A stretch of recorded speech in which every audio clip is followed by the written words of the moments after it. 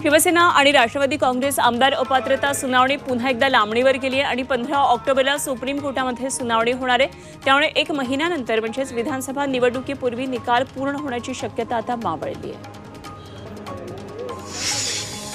शिवसेना राष्ट्रवादीच्या पक्ष आणि चिन्ह प्रकरणावरची सुप्रीम कोर्टातली सुनावणी ही पुढे ढकलली आहे। शिवसेना पक्ष आणि चिन्हासंदर्भात 21 ऑक्टोबरला तर राष्ट्रवादी काँग्रेस पक्ष आणि पक्ष चिन्हासंदर्भात 12 नोव्हेंबरला सुनावणी होणार आहे। त्यामुळे विधानसभा निवडणुकीपूर्वी पक्षाचं नाव आणि चिन्हाचा निकाल लागण्याची शक्यता मावळली आहे।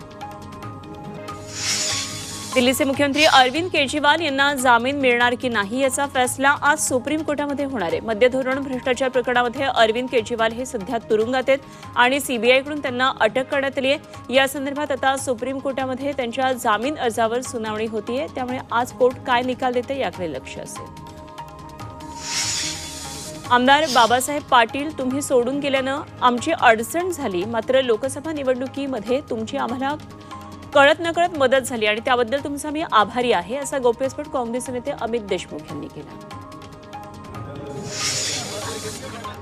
ज्ञानेश महाराव यांच्यावर अक्कलकोट पोलीस ठाण्यामध्ये गुन्हा दाखल करण्यात आला आहे। त्यांनी प्रभू श्री रामचंद्र तसंच श्री स्वामी समर्थ यांच्याबद्दल वादग्रस्त वक्तव्य केलं होतं। संभाजी ब्रिगेडच्या राज्यस्तरीय अधिवेशनामध्ये ज्ञानेश महाराव बोलत होते। कोकणामधून परतणाऱ्या चाकरमान्यांसाठी मध्य रेल्वेनं 14 अनारक्षित विशेष गाड्या चालवण्याचा निर्णय घेतलाय। 12 ते 16 सप्टेंबर दरम्यान 20 डब्यांच्या विशेष गाड्या चालवल्या जाणार आहेत। सीएसएमटी ते खेड आणि पनवेल ते खेड दरम्यान या विशेष गाड्या धावतील। सोलापूरच्या अनगरमध्ये अपर तहसील कार्यालयाच्या कार्यक्षेत्रामधून पेनूर, पाटकुल, तांबोळे ही 3 गावं वगळण्यात आली आहेत। मात्र यामुळे मोहोळ तालुका बचाव संघर्ष समितीमध्ये वादंग निर्माण झालाय। केवळ 3च गावं कशी वगळली आणि वगळायची असतील तर सगळीच गावं वगळा, अशी चर्चा गावकऱ्यांमध्ये सुरू आहे। मायक्रोसॉफ्टनं पुण्यामध्ये हिंजवडी परिसरात मोठी गुंतवणूक केली। मायक्रोसॉफ्ट इंडियानं हिंजवडी भागामध्ये 16 एकर जमीन खरेदी करून 520 कोटी रुपयांची गुंतवणूक केली आहे। इंडो ग्लोबल इन्फोटेक सिटी कंपनीसोबत हा व्यवहार झालाय आणि मायक्रोसॉफ्टच्या या गुंतवणुकीमुळे रोजगार निर्मितीला चालना मिळण्याची शक्यता आहे। 9 वर्षांनंतर एसटी महामंडळ पहिल्यांदाच नफ्यात आले। 2024 मध्ये एसटीला तब्बल 16 कोटी 86 लाखांचा नफा झालाय। राज्य सरकार ज्येष्ठ नागरिकांना आणि महिलांना प्रवासी भाड्यामध्ये सवलत देते आणि त्यामुळे एसटीतून प्रवास करणाऱ्यांच्या संख्येमध्ये वाढ झाली आहे। एसटी त्यामुळे नफ्यात आल्याचं बोललं जातंय। मुंबईतील पायाभूत प्रकल्पांच्या किमतींमध्ये भरमसाठ वाढ केली आहे। ही वाढ म्हणजे पालिकेच्या तिजोरीवर डल्ला असल्याचा आरोप मनपाचे माजी विरोधी पक्षनेते रवी राजा यांनी केली आहे।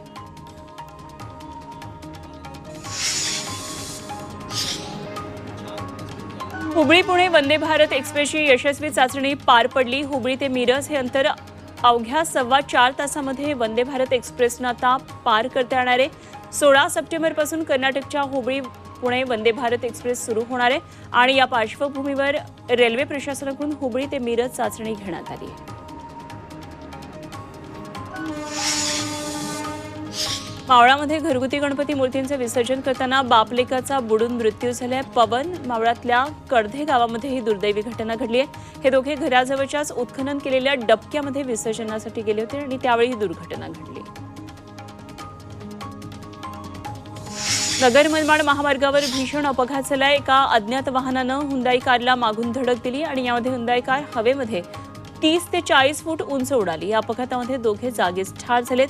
कार चालक गंभीर जखमी झालाय। पुण्यामध्ये धावत्या पीएमपीएल बसला भीषण आग लागली। हडपसर रस्त्यावरच्या फातिमा नगरमध्ये इलेक्ट्रिक बसनं अचानक पेट घेतला। ऐन वर्दळीच्या ठिकाणी बसला आग लागल्यानं मोठा गोंधळ उडाला। यावेळी वाहतूक कोंडी झाली। अग्निशमन दलानं आगीवर नियंत्रण मिळवलं।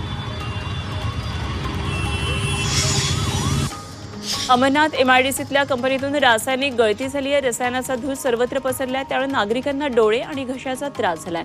मोरिवली एमआयडीसीतील निकामेक प्रॉडक्ट कंपनीतून ही रासायनिक गळती झाली आहे।